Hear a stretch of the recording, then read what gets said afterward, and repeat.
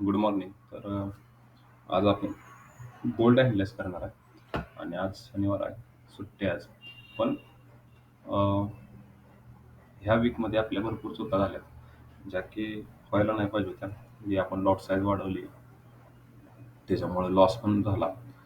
पण एवढा पण लॉस नाही झाला की आपला अकाउंट ड्रॉडाऊनमध्ये गेलेला आहे. जी प्रॉफिटमध्ये होती ती थोडं लॉसमध्ये आलं. पण चूक ती चूकच असते. त्याच्याबद्दल आपण भरपूर काही शिकलेलं आहे. आणि आता एक नव्याने सुरुवात, म्हणजे थोडं मागे येऊन एक मोठं पाऊल टाकायला सुरुवात चालू आहे आता. तर समजून घेऊया आपण आता ही स्ट्रक्चर काय बनू शकते. मार्केटमध्ये जर तुम्ही बघायला गेला तर काइंड ऑफ ही स्ट्रक्चर बघा आणि आत्ताचं स्ट्रक्चर बघा. ही स्ट्रक्चर सेम बनलेलं आहे. फक्त इथं ऑल टाइम म्हणजे इथं रेजिस्टन्स होता, इथं ऑल टाइम हाय आहे. इथं बघा स्ट्रक्चर काय म्हणलेलं मार्केटमध्ये. इथून बघितलं तर मार्केटमध्ये एक लोअर लो पॅटर्न बनायला लागलेला आणि मार्केट एक म्हणजे हायच्या रिट्रेसमेंटला मार्केटने हाय बनवला. त्यानंतर हायर हाय बनवत मार्केटने ब्रेकआउट देऊन एक मुवमेंट दिली. आता सेम स्ट्रक्चर इथे बघा. मार्केटनं लोअर लो पॅटर्न बनवला होता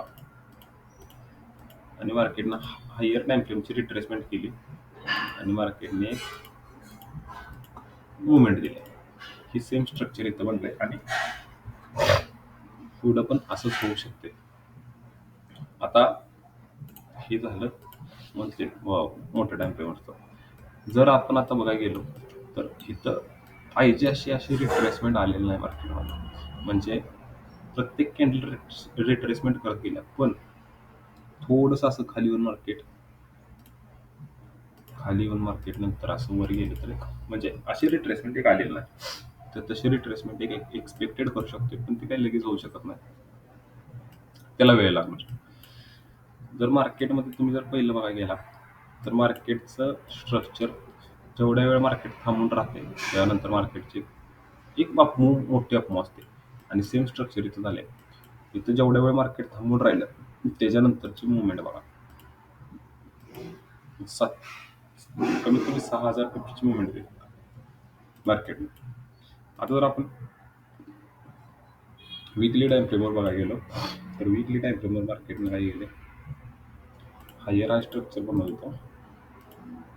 त्यानंतर मार्केटनं हायर हाय स्ट्रक्चर बनवत ह्या झोनमध्ये मार्केटनं ट्रॅव्हल केलं आणि त्यानंतर एक मुवमेंट दिली. त्यानंतर थोडंसं मार्केट नंतर कन्सल्ट केले आणि एक मुवमेंट दिला. आता ह्या कन्सल्टेशनला हे बघा असं स्ट्रक्चर झाले. तर ही कन्सल्टेशन म्हणजे काय साधन आहे का, तर 3 वीक मार्केट एकाच रेंजमध्ये आहे. म्हणजे पहिल्या वीकची कॅन्डल इथंच क्लोज झाली, सेकंड वीक, थर्ड वीक आणि फोर्थ वीक, 4 वीक मार्केट एकाच रेंजमध्ये धरून ठेवले मार्केटला. म्हणजे एकाच रेंजमध्ये मार्केटला धरून ठेवणं एवढं सोपं नाही आहे, ते पण 4 वीक. आणि आत्ता पण तिथूनच एक मुवमेंट आल्या. ही झोन कितीचं आहे, 2490 ते 2511, म्हणजे 200 पिप्सचा झोन आहे. जिथं मार्केटची ओपनिंग आणि क्लोजिंग येते. म्हणजे कमीत कमी 200 पिप्सचा धरा, मागं पुढं धरा. आता जर आपण इथं विचार करायला गेलो तर ह्या वीकमध्ये मार्केटने रिट्रेसमेंट केलेलं आहे. आता आपलं ट्रेड कसं असतं, हायर टाइम फ्रेमला बघायचं की स्ट्रक्चर काय होते आणि त्यानंतर लोअर टाइम फ्रेमला ते एक्झिक्यूट करायचं. आता असं सेम स्ट्रक्चर झाले का की 3 वीक मार्केटला थांबून ठेवले, मुवमेंट आल्या. हे बघूया आपण झाले का. Same as it is with आहे बघा. मार्केट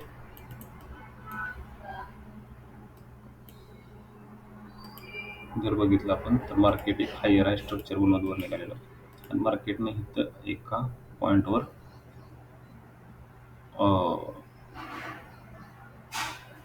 मार्केटला अडवून ठेवलं. त्यानंतर एक मुवमेंट दिली आणि रिट्रेसमेंट केल्या. त्यानंतर एक मुवमेंट दिला आणि रिट्रेसमेंट कुठपर्यंतच झाल्या बघा. जिथं हा झोन आहे तिथपर्यंतच. म्हणजे हा झोन नंतर एक चांगला सपोर्ट म्हणून ऍक्ट करतो, पण हा तसं ऍक्ट करतो आणि तिथून मुवमेंट येते. जर मागं बघितलं तर मागचा डाटा एवढा इथं नाही शिल्लक. इथं बघा एक मुवमेंट आली, त्यानंतर इथं रिट्रेसमेंट आली, इथं एक मुवमेंट आली.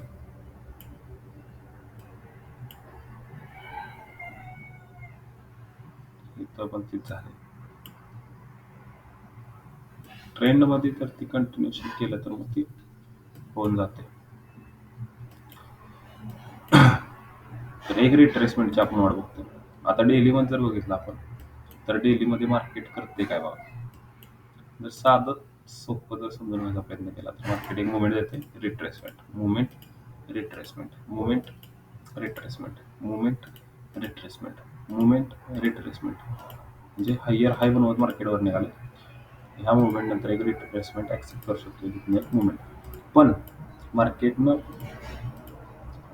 प्रिव्हियस लो ब्रेक केलेला नाही, की बघा इथनं एक मार्केटनं हाय बनवला, नंतर ही रिट्रेसमेंट केली. हा लो ह्यानं ब्रेक केला नाही, हा लो ह्यानं ब्रेक केला नाही, हा लो ह्यानं ब्रेक केला नाही, असं करत करत मार्केटवर गेलो. त्यामुळे आता जर रिट्रेसमेंट आली तर इथपर्यंत जर आली तर हा लो जोपर्यंत ब्रेक होत नाही तो ट्रेंड चेंज होणार नाही, हे लक्षात घ्या. इथनं थोडं रिट्रेसमेंट आली म्हणजे फॉल येऊ शकत नाही. जोपर्यंत हा लो ब्रेक होत नाही तोपर्यंत मार्केट बुलिशच आहे. आणि आता आपण काय एक्सपेक्ट करू शकतो की मार्केटमध्ये एक फिब जरी आपण इथून ड्रॉ केली, इथून जरी धरली किंवा इथून जरी धरली,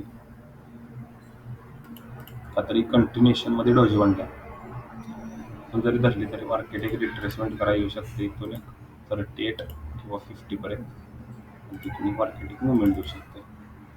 आता जर आपण 4 आवर जर बघायला गेलो तर 4 आवरची फिब जर आपण ड्रॉ केली, इथून जर ड्रॉ केली,